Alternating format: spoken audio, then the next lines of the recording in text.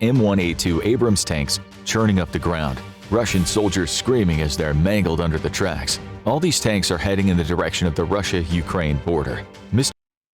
Hey guys, welcome back to the channel. My name's Ryan. I'm a former commando from the United Kingdom, and today we're going to be reacting to why Putin is scared of US sending Ukraine tanks. So, the United States has been sending Ukraine quite a lot of things of recent, okay? But why Putin is scared of sending, of the US sending tanks in particular? Well, today we're going to get into it, guys. It's a video by the Infographics Show, so go show them some love. Original video will be in the link, all of that good stuff. But thanks for being here, guys. Please drop a comment for the algorithm, like, share, and subscribe if you haven't done so already, and get into it, troops. Let's do it. Boom. The Russian leader Vladimir Putin is tossing and turning in his bed. Today, he's dreaming about US-made M1A2 Abrams tanks churning up the ground, Russian soldiers screaming as they're mangled under the tracks. All these tanks in the direction of the Russia-Ukraine border. Mr. Putin's dream, or shall we say nightmare, might become a reality soon, as some of the best tanks in the world are being sent to Ukraine. And somewhere embossed in their frames are the words, "Made in the USA." Oh yeah, you better believe it. Now, the United States are helping Ukraine an awful lot. They send more money and more infrastructure than any other country, and probably is a lot of countries combined, guys, okay? So the tanks is a big problem for Putin, okay? We've seen that they massively need them, okay? Especially in Bakhmut at this moment in time. The Russians are surrounding the region, okay? So we need these things over there big time. This game just changed significantly. Right around the time we started making the show, U.S. news reports stated that Putin launched a series of missile and drone attacks against Ukraine in retaliation for Joe Biden announcing that U.S. tanks will indeed be on Ukraine's soil at some point. Putin might well have been infuriated, which, according to the press, is why his forces blasted the capital Kyiv and yet again caused mayhem when Ukraine's energy infrastructure was hit. Putin said Ukraine and the West are escalating things again, especially after Germany also announced it would be sending some of its own tanks to Ukraine. Hardly a long trip. Russian officials seem to feel vindicated, saying all along this conflict has been a proxy war between Russia and a US-NATO alliance. You know, when they're talking about the proxy US-NATO alliance, can you really disagree with that? Be honest, guys. Honest with me now. Put a comment below what you truly think about that, because, by proxy, the United States, NATO is already in Ukraine, okay? So who's the heaviest funder to Ukraine? Via NATO, the United States. So is Russia really fighting the US and other countries, or are they really indirectly fighting NATO? I'll leave that up to you to decide, guys. The deputy chairman of the Security Council and former Russian President Dmitry Medvedev shared stern words after the US tank news, saying the defeat of a nuclear power in a conventional war can trigger a nuclear war. Putin knows that the US's formidable M1 Abrams and Germany's Leopard 2s are a threat to the Russian war effort. But the tanks themselves might not be the reason Putin is scared. Perhaps the change in the way the West is thinking about this war is the reason for his nightmares. Those Abrams are fantastic bits of kit. I was in the Mojave and I've seen these things in action. Unbelievable, troops. We'll explore both options in this show, so let's just establish some facts first. The West has just upped the ante, according to Russia. As the saying goes, them's fighting words. Russia's ambassador to Germany, Sergei Nakhaev, just said as much when he contended that sending modern Western tanks to Ukraine from Germany is extremely dangerous and poses a new level of confrontation. Thing is, what is that new level of confrontation then that he's talking about? What does it look like? I mean, we can only surmise what that new level of confrontation looks like, but one way, shape or form, it's an escalation, and how Russia responds to that. I don't really know what more they can do in terms of escalating. And, we just need to look at Wagner, and Wagner in particular. They're asking to be able to recruit more troops, for instance, from prisoners of recent, and that's kind of been denied. I'm not really sure why. So what the escalation is, what the response would be, I don't know. We yet to hear the nuclear word get thrown about as much now, because I think as time goes on, people generally speaking realize that that's not going to happen, okay? Generally speaking, I think. Putin, of course, is well aware that until now, Ukraine has been relying on tanks from another era, many of them T-72s that were used back in the days of the Soviet Union. Ukraine has said time and again that this is not good enough. Not if the West is serious about helping it out. It needs modern tanks, not relics, to defeat and push back their invaders. Ukraine said it would like 100 of these high-tech tanks, but In reality, they need a lot more than 100 guys, okay? I'm sure he's going to mention why in a second, but 100's not going to scratch the surface, really. It's going to help out an awful lot, but if you understand how tanks work, how big Ukraine is, and, you know, the infrastructure that Russia has to their disposal as well, granted it's all old-school kit, you're going to need a lot more than 100. Trust me on that. Perhaps it's wishful thinking, as you'll soon understand. It's not as if anyone can just use such powerful hardware as soon as it arrives. Modern tanks are complicated. It's not like riding a bike. Ukrainian soldiers will need to be trained, especially where US tanks are concerned. Germany said it would send over 14 Leopard 2s, tanks that quite often make it onto lists of the world's best, or at least the latest variations of them. Tank enthusiasts, yes, they do exist, might disagree about which tanks are more superior, but there can be no doubt that Germany's Leopard 2s are up there. They're nimble, reaching speeds of around 44 miles per hour, and they have a cruising range of about 280 miles. Yeah, that's decent, especially on the battle space troops. If you think about Ukraine, the rugged terrain in which they've been fighting on, that's going to be key in this, okay? Having that long range to be able to go out there on reconnaissance missions and get the hell out of there again. 44 or so miles per hour might not seem quick, but in the terms of the rugged terrain that they're going across, that is pretty quick, guys, all right, to get you out of trouble. That's effective, trust me. We won't go much into its firepower and the armor of these tanks. It's mostly irrelevant as both the Leopards and the Abrams far outclass any tanks Russia can field at the moment. There are about 2,000 German-made Leopard 2s in various European countries right now, although it's not certain how many of those are battle-ready. Germany has said it hopes that the countries that bought the tank might follow its lead and send their Leopard 2s over to Ukraine. Spain and the Netherlands have already said they might do just that. When we started making the show, the Netherlands had said the decision has not yet been made. We'll explain soon what this indecision is all about. While Russia has its excellent late iteration T-90s and the beast of the T-14 Armata, arguably in the top 3 tanks in the world if Russian claims are true, in terms of mobility, firepower, armor, and importantly high-tech systems, it would be hard to beat the US's M1A2 Abrams. Yeah, it's next level, all right? The Abrams has always been pretty good. I can't really see the US not using, how can I put it, not using kit and equipment that isn't good, if I'm honest with you. From when I was working alongside these guys, if it's available to them, they'll have it, all right? It's not a matter of, well, there's not that much money and stuff. They don't have the same problems that Great Britain has in that regards, you know. We, and I have experienced this myself, have came across kit and equipment that's actually been really, really superior in terms of the stuff that we're using and in comparison of, but it just hasn't been allowed. We haven't been able to get it until, you know, budget reviews and everything else, and until we've actually used it for a long period of time. The SA-80, for instance, you know, the weapon system, which is primarily the weapon of choice for the Royal Marines, although that has changed over the past few years. Again, it took a long time to happen, troops, okay? Biden said he'd send over 31 of them, which is an entire tank battalion, worth in the region of $400 million. Just a drop in the ocean so far in terms of this war and what the US has been sending over to Ukraine. 31 might not sound like a lot when you consider Ukraine has already about 1,890 tanks, but of those, only 1,323 are reported to be battle-ready.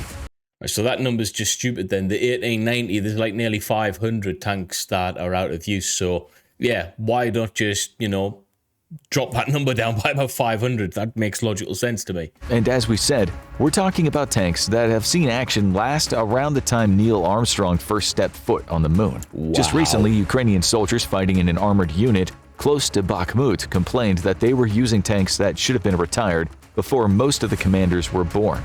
Their T-72s are constantly breaking down, and much of the time they're visiting scrap heaps to look for new parts, or ripping up captured Russian tanks to make Frankenstein machines. Tankensteins.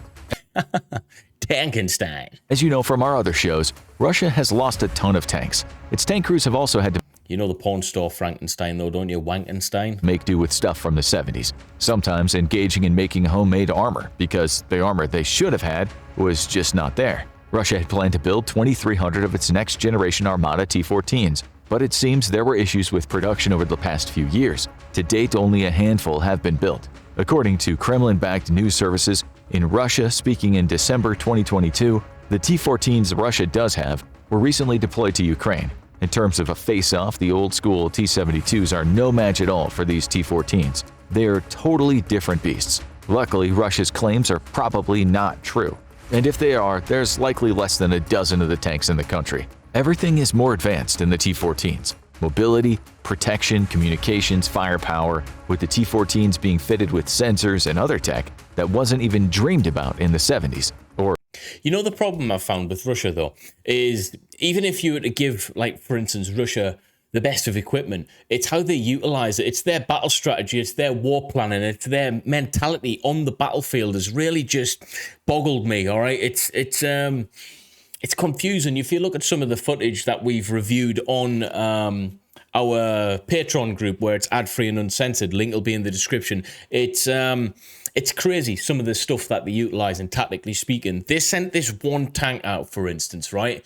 Just to wander around. It went around the same route that it's always been going around, and it would stop for minutes at a time. The guys would be jumping out, smoking, no headgear, no body armor, no nothing. And they did, and they obviously got hit by a reconnaissance team who was watching them on the flank and ambushed them. You know why? Because they've been watching them for a number of days do the same old thing. And bearing in mind, this is on the front lines as well. It's not as if they were in the safety of a zone that had been cleared. This was the front lines, and I could not believe what I was seeing. It was just one tank as well, all right? They weren't even in support of other tanks or other infantry groups. They were just out there by themselves messing about. So you can give them the best of kit and equipment. It's the strategy behind the kit and equipment that really makes a good soldier, a good battalion of men, good tank crew, commanders, you name it, guys, all right? And if you haven't got them battle plans and strategies in place, you're losing, and you're losing pretty quick. Or the 80s. Given massively improved situational awareness, armor, alleged stealth capabilities, and the pinpoint accuracy of its anti-tank missiles and main cannon, yeah, the T-72 and the T-14 are different machines altogether. That's if you take Russia's word for it, of course. A Ukrainian deputy commander recently said the Ukrainian army is in desperate need of Western tanks now, not tomorrow. He told the press, "The Leopard is what we need right now."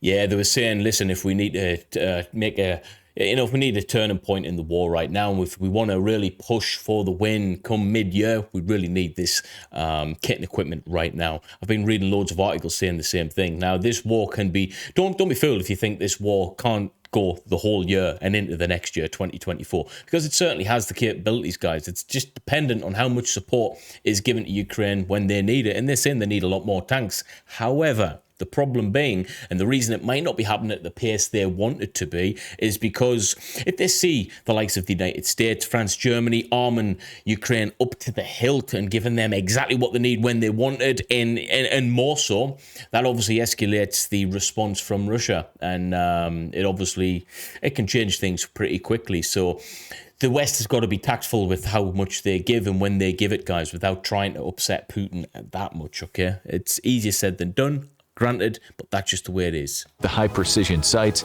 and the night vision work in any weather. He added that another reason is simply the Russians are afraid of the Leopard. They have good reason to be. This doesn't mean they're any better than the Abrams. They're not, but the Ukrainians are confident that they can repair and supply the German tanks. Because, let's remember, these are European tanks and parts are always close by.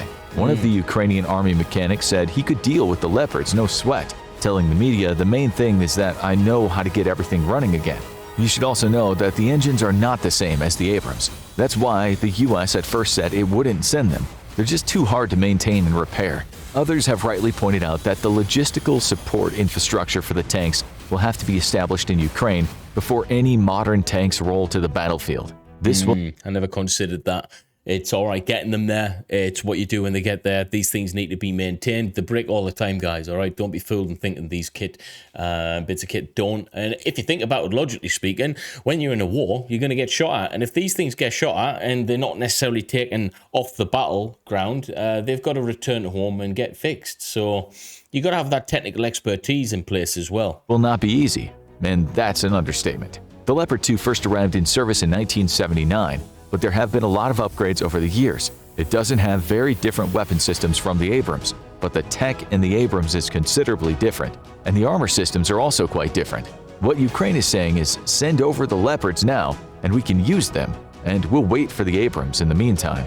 Okay. As we said before, using tanks is not like riding a bike, especially when it comes to modern tanks. So even when those American tanks get there, Ukrainian crews will have to know what they're doing. Not everyone's confident this will be a walk in the park.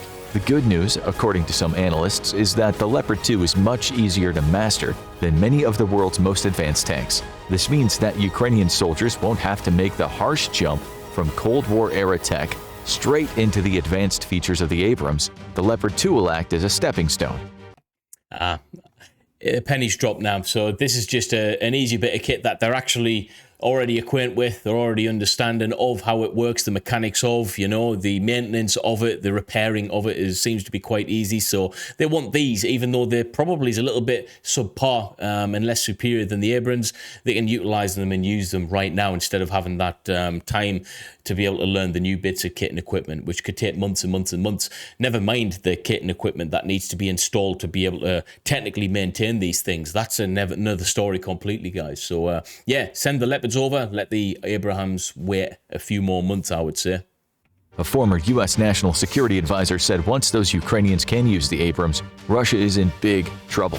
He told the media if the crew knows what it's doing, it's well-trained, does the preps, the fire checks, maintains the tank well, you just can't miss, and everything you hit is catastrophically destroyed. You only need to look at the Iraq War and see the damage the American Abrams, the German Leopards, and the British Challengers did.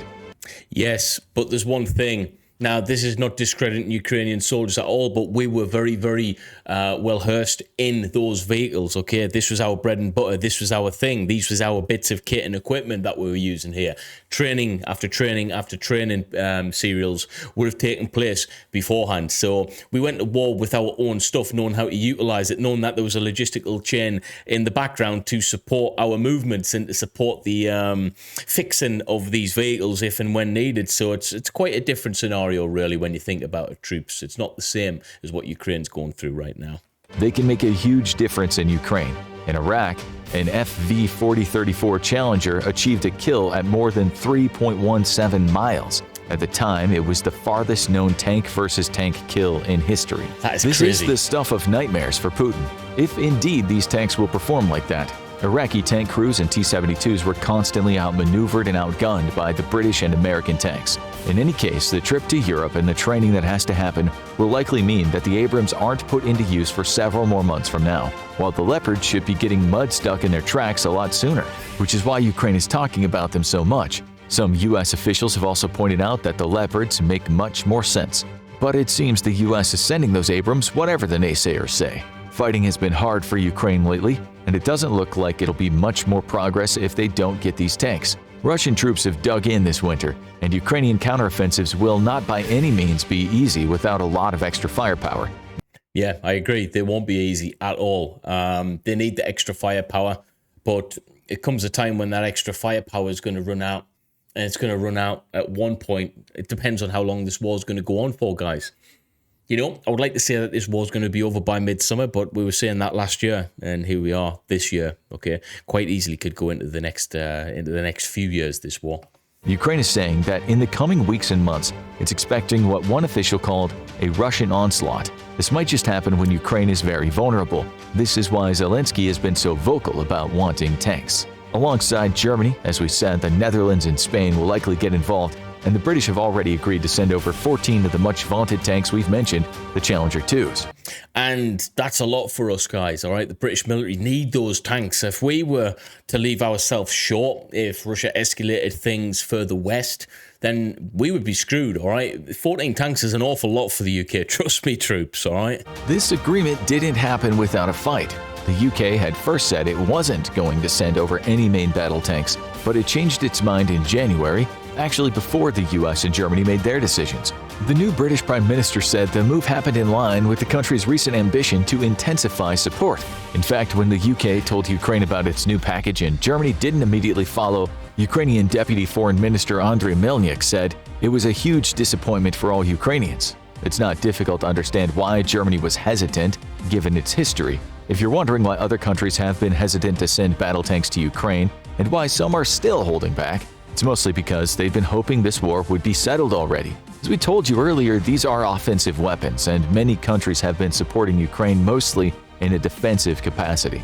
No one wants this war to spread through Europe and possibly become another world war. A Kremlin spokesperson issued a warning in January. This is the thing. Do you think it has the potential to spill over and be a world war? This is where countries have to be careful with how much they're supporting and what they're supporting with, And if you think about it, sending 14 tanks over is massive for the UK.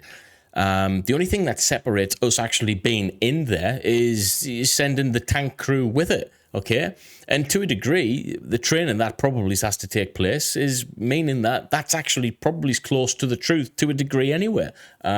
We've seen with some of the drones that were supplied by Iran with Russia that these things don't just fly themselves. You have to get guys over to be able to teach your guys how to fly them. That means on the battlefront, okay, on the front lines. This isn't just going to happen in a safe training center. It has to be real time with these troops, okay, getting deployed. So it's dodgy business, this. Saying this is exactly what would happen. He said these battle tanks will bring more suffering and more tension to the continent. He added that when U.S. tanks do get to Ukraine, they will burn down just like all the others, and nothing much will change. He would say that, though, he wants European taxpayers to think their money's being wasted. Yeah, a lot would change with these tanks. That can't be denied. That's stupid to be even mentioned, to be honest with you. Question is it? One thing everyone on the Ukraine side is saying is that escalation is the last thing they want. The UK said the new tank package is only for Ukraine's defensive firepower, which it hopes will bring about a lasting peace. Still, it's not as if he would have said anything else. He's a politician, and politicians often say not what's true, but what they think the public should hear. Does he really think more tanks will bring peace? Listen on and make your mind up after we tell you a few more things. The UK says all Russia has to do is get out of Ukraine, and that'll be that. Joe Biden said the same. He told the media, there's no offensive threat to Russia. If Russian troops return to Russia, where they belong, this war would be over today. Yeah, I mean, as much as I'm not a massive fan of the Bidenator, I agree with him on that, All they have to do is just go home, leave, and the war is over. But will we see repercussions? Will we see, revenge from Ukraine? I'm not too sure about that. I think they just want their country back. But the rebuild process is something that's going to annoy them massively. The amount of debt that they're going to be in, the amount of money that is owed out to NATO and all of these other countries in aid of, they're going to have to spend an awful lot of money reconstructing the entirety of Ukraine, all right? It's places literally been wiped off the map. So I don't know if it's going to be as easy as, please just leave and we'll forget about it. I think there's going to be problems thereafter, politically speaking, because the rebuild process is going to cost trillions, all right? It's not as easy as is being made out. This obviously isn't an option for Russia, and Putin's endless threats about escalation are no longer being taken seriously by the West. Russia has already escalated this war as far as it could go, and going nuclear would ensure defeat. Not only for Russia, but perhaps the entire world. Yeah, it's been mentioned, guys. I thought we were going to get through an entire video without it being mentioned.